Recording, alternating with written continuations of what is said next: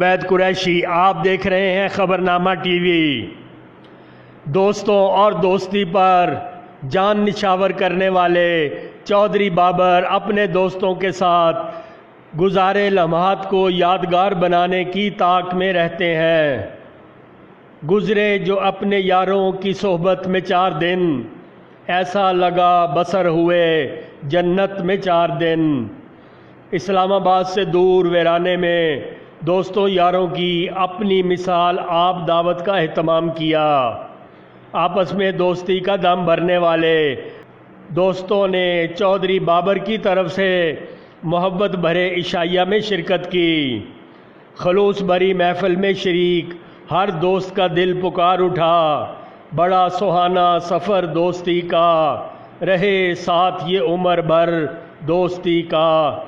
है यारों के दम से दुनिया की रौनक, बसे इनके दम से नगर दोस्ती का।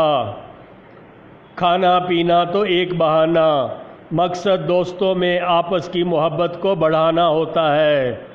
रात गए मीज़बान चौधरी बाबर ने अपनी मोहब्बतों के फूल निछावर करते हुए दोस्तों को रुखसत किया। आप देख रहे हैं खबरनामा टीवी। पढ़ते रहिए खबरनामा मैगज़ीन। हमारा चैनल सब्सक्राइब कीजिए। अकासी राजा साजिद, शुक्रिया।